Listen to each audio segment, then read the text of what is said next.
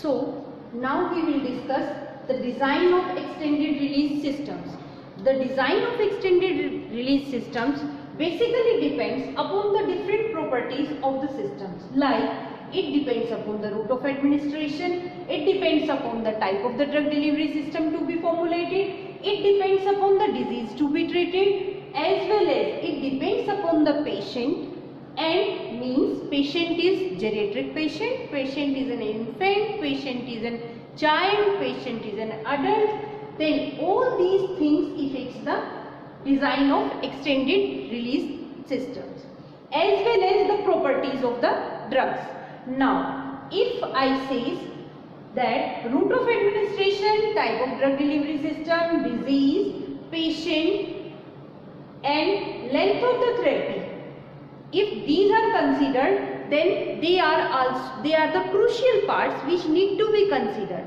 But before that, the most prominent part which a pharmaceutical scientist considers is the properties of the drug, as these properties of the drug means what the drug will do to the body, and what the body will do to the drug is most important for a pharmaceutical scientist. Now, in that case, we consider the properties of the drugs. Now, these properties of the drug will decide that in which dosage form they will be formulated, in which drug delivery system they will be formulated, and how they are going to work out inside the body.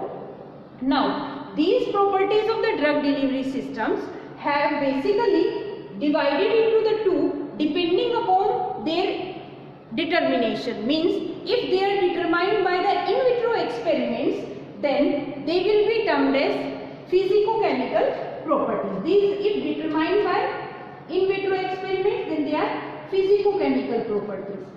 If they are determined by the pharmacokinetic studies, then these are the biological properties of the drug.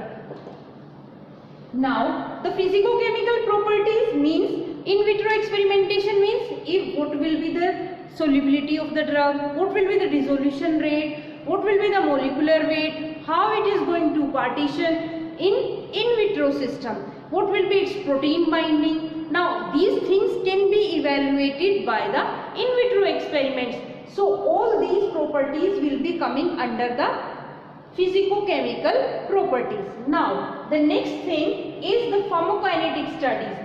It includes the biological parameters, means how the drug has absorbed, means phenomena is absorption.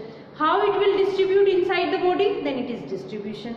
Then what will be its elimination rate, what will be its pharmacodynamic effect, and what will be its metabolism inside the body.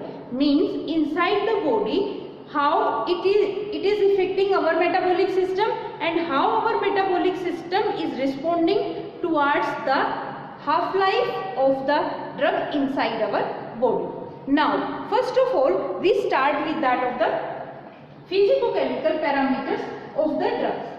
The physicochemical parameters of the drug, the first most important part is the in design of these novel drug delivery systems, or we can say sustained and controlled drug delivery system, is the aqueous solubility. Now, the aqueous solubility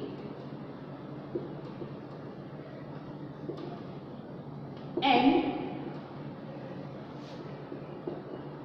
dissociation constant of the